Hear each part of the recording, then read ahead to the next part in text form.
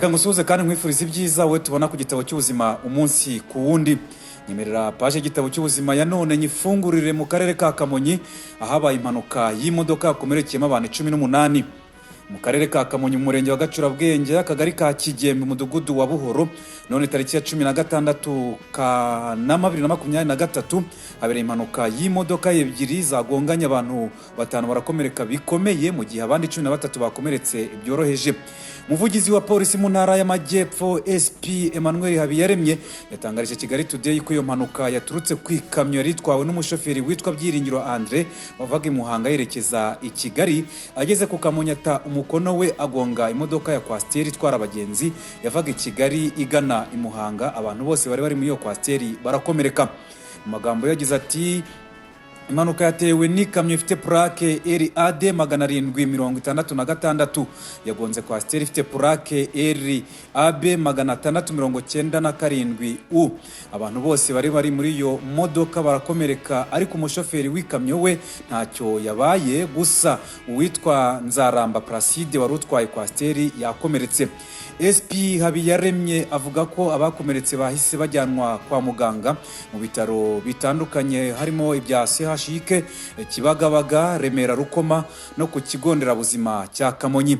SP Habiyaremye kandi avuga ko iyo mpanuka ikimara kuba bapimye umushoferi wari utwawe iyo kamyo ngo barebe niba yatwaye icyo kinyabiziga afite ubuzima buzira umuze wenda atasomye kuri ka manyinya ngo harebwe impamvu yataye umukone we niba byaba byaturutse kuba yanyoye ibisindisha basanga byatewe n'umuvuduko mwinshi.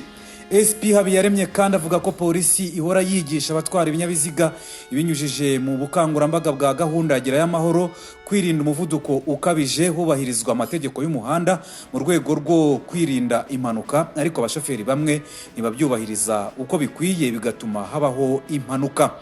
Mu magambo ye nanone yongeye agira ati polisi irongera kwibutsa abashoferi kwirinda umuvuduko ukabije kuko amakosa bakora atuma habaho impanuka zigahitana ubuzima bw'abantu, kandi mu by'ukuri ibyo basabwa baramutse babyubahirije ndetse bakubahiriza n'amategeko y'umuhanda nta mpanuka zabaho.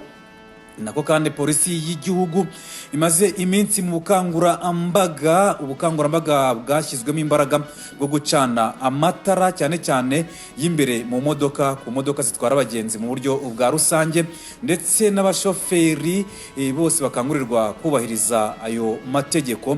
Abamotari ndetse n'abatwara velomoteri bakibutswa ko mu gihe bwije bo ntabwo ari ugutegereza ko bwira. Abamotari n'abatwara velomoteri bo bagomba gucana amatara akumanywa, dore ko ku munsi w'ejo hari ababirenzeho bityo nanone bakaba barabihaniwe, aho ibinyabiziga 203 ku munsi w'ejo byafashwe ku munsi wo kwa mbere, byafashwe mu ijoro ryo kwa mbere rishyira ku wa kabiri tariki ya 15 Kanama uyu mwaka wa 2023. urumva ko ibyo binyabiziga n'ubundi bivuze ko ari abashoferi 203 bafashwe batwaye ibyo binyabiziga batacanye amatara, bityo bakaza kuba bafatwa bakaba bagomba gutanga amande, aho polisi y'u Rwanda n'ubundi yabitangaje ku munsi w'ejo kwa kabiri. Ku munsi w'ejo polisi y'u Rwanda ishami rishinzwe umutekano mu muhanda yerekanye ibinyabiziga birimo moto 164 n'imodoka 39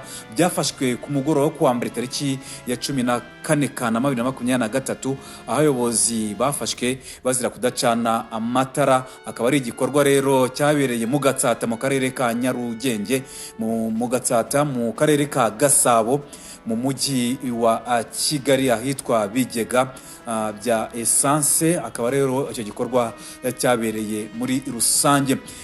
Umuvugizi wa polisi y'u Rwanda CP John Bosco Kabera yibukije abashoferi gutwara moto bacanye amatara igihe icyo ari cyo cyose.